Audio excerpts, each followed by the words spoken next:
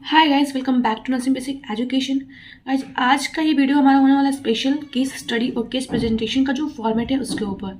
ठीक है, तो हम लोग जानेंगे क्योंकि जो केस स्टडी और केस प्रेजेंटेशन है, सो बीएससी नर्सिंग हो चाहे जीएनएम हो चाहे एएनएम हो, सब में क्या होता है, एग्जाम में जब प्रैक्टिकल होते हैं तो ये हमें फाइल जो है बनाने पड़ते हैं, तो पता नहीं होता है कि किस तरीके से बनना होता है। ठीक है, या फिर हम लोग को कोई गलत फॉर्मेट मिल जाता है तो उसके अकॉर्डिंग हम लोग बना लेते हैं।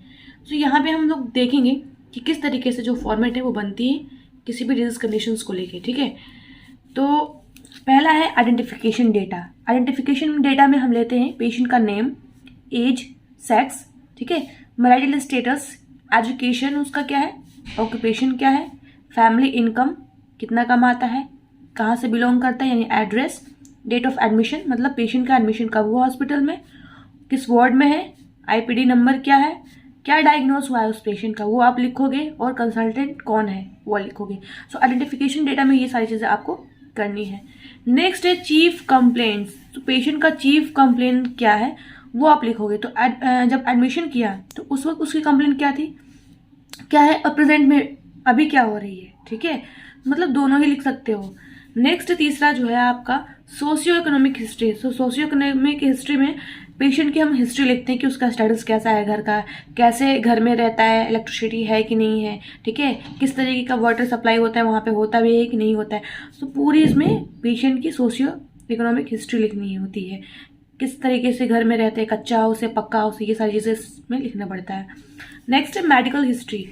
मेडिकल हिस्ट्री में आप लिखोगे पास्ट मेडिकल हिस्ट्री और प्रेजेंट मेडिकल हिस्ट्री उसकी क्या है पेशेंट की।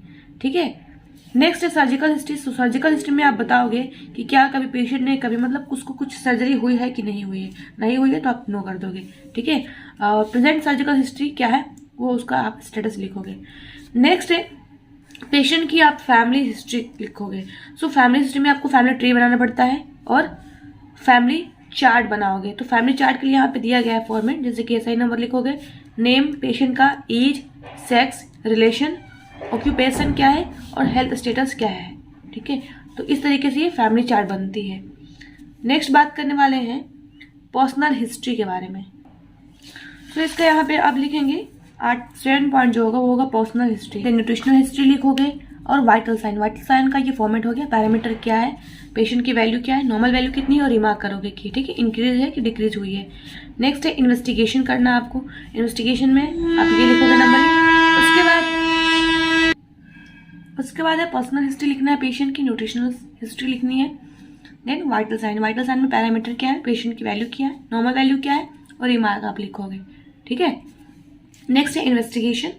इन्वेस्टिगेशन में सीरियल नंबर, उसके बाद इन्वेस्टिगेशन कौन कौन से करने हैं आपको वो, और पेशेंट की वैल्यू क्या है, नॉर्मल वैल्यू और रिमार्क्स लिखोगे।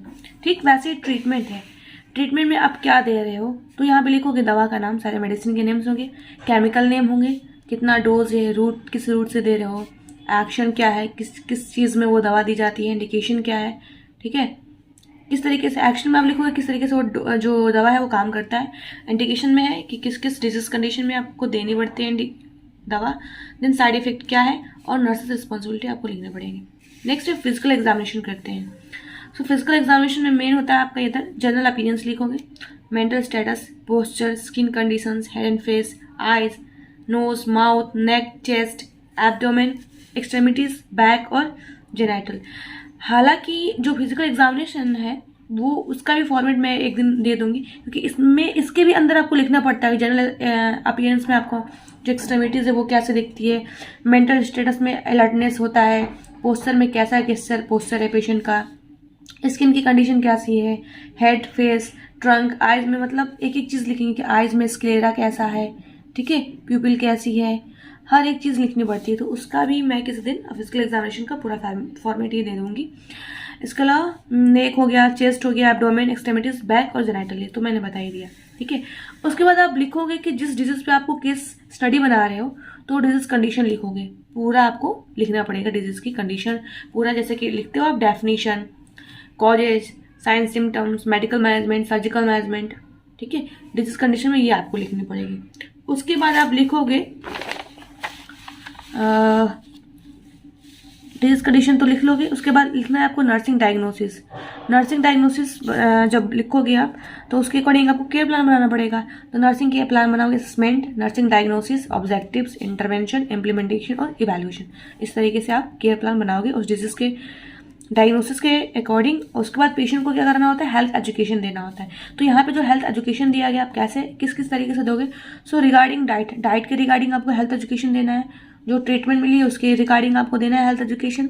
एक्सरसाइज कौन सी करनी है, रेस्ट एंड स्लीप करना है कि नहीं करना है, कितना टाइम करना है, कितना टाइम नहीं करना है, किस पोजीशन में लेटे रहना है, ठीक है। प्रोवाइड बैक केयर, डेली जो है बैक केयर देनी है।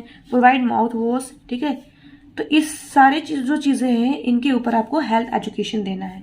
उसके बाद आप रिकॉर्ड लिखोगे, रिपोर्ट लिखोगे, कंक्लूजन, और लास्ट में आपने जहाँ से भी लिया है उसकी बिब्लियोग्राफी लिखोगे, ठीक है। सो आज के लिए इतना ही। ऐसे नर्सिंग से रिलेटेड वीडियो के लिए चैनल को सब्सक्राइब कर लीजिएगा। वीडियो अच्छी लगी तो लाइक जरूर कीजिएगा। मिलते हैं अगले वीडियो में।